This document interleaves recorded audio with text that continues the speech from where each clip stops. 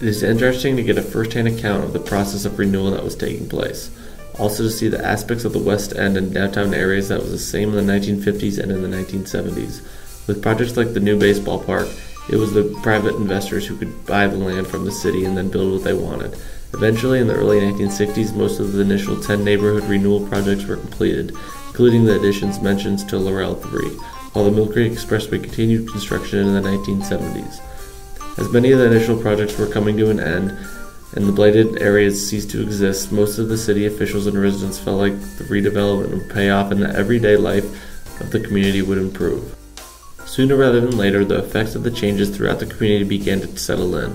The fallout phase would soon be in full swing in the mid-1960s. The construction of the Mill Creek Expressway provided timely transportation for the industrial businesses in the West End, along with the facilitation of commuters in and out of the surrounding areas.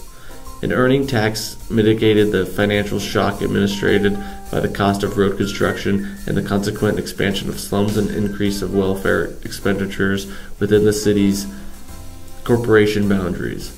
This was a positive the city discovered, but soon the effects were seen as devastating.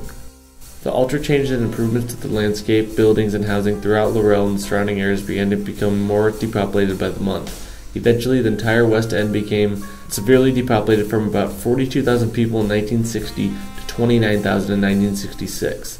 To the office of the city manager, this decrease in population was a complete backfire on what was intended to become from the new improvements. The city manager at the time, C.A. Harrell, implemented a new program to keep the new and improved public housing in good standing with the residents of Cincinnati.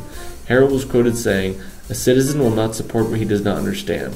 Furthermore, urban renewals call for more than understanding, it calls for active participation by the citizens." Thus, Harrell established what was to be known as a Citizens Conservation Council that would include representatives of minority groups in order to get the most widespread feedback of the current state of the community to help see where city planners need to improve on. This is somewhat similar to the more modern government plan named Hope 6, which we will discuss later on. Although this plan may have appealed to many African Americans who lived throughout the West End at the time, they were too busy essentially leaving the area and adding the drop-in population because the standard of living became too expensive. Most stayed in the housing complexes that they were initially moved into once they were displaced, leaving empty living quarters throughout all neighborhoods. This major decline in affordable housing seemed to be the biggest mistake that the city officials failed to take into consideration when they redeveloped the blighted areas throughout Laurel 3 and the surrounding West End communities. An idea that they should have taken into consideration during the renewal is the promotion of new neighborhoods to tell the mid-upper class people that the changes were coming to the schools, hospitals, and recreational parks.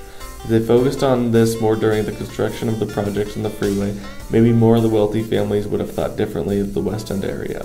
Before the redevelopment, the West End was densely populated with a sense of community, but after the renewal projects, the neighborhoods lost the people that provided the personality of the neighborhoods to where the sense of community was present. After the completion of the projects, those communities were no longer present because so many people living in blight had left, and if they were to come back, it would be much higher cost of living in order to keep up the new and improved housing, which they simply could not afford.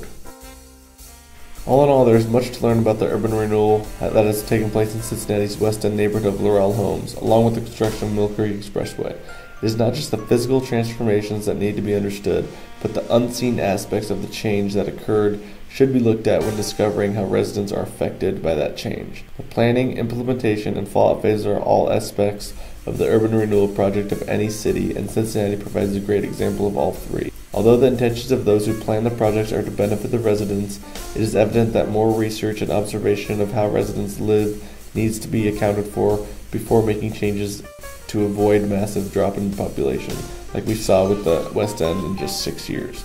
By and large, when change is essential to the success of the community, consideration of everyone's viewpoints can benefit the cause. Finally, the U.S. government developed a program under President Clinton starting in 1993 that was designed to revitalize the worst public housing projects around the country and to promote more mixed-income occupancy of residents. It was formally recognized in law in 1993. At the same time, Congress overhauled the Housing Act of 1937 to implement better, more productive programs to help the low-income housing. One of the many changes was requiring tenants to perform public service or participate in self-sufficiency programs and required housing officials to link tenants to social services. If programs like Hope 6 were created in the 1950s, which ultimately helped residents maintain the integrity of their homes. Would there still be people living in Laurel? The only way Laurel homes would make a comeback was if something like Hope 6 hit this neighborhood directly. Sure enough, in 2003, the U.S. Department of Housing and Urban Development, otherwise known as the HUD, helped Laurel homes, thanks to Hope 6.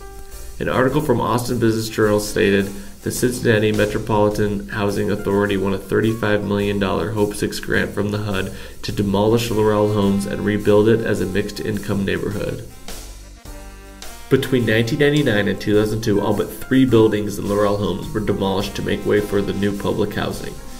It is safe to say that the new housing project that has begun must do all in its power to keep the clean environment and make an attempt to have the housing at least be mixed income to keep an overall good place to live.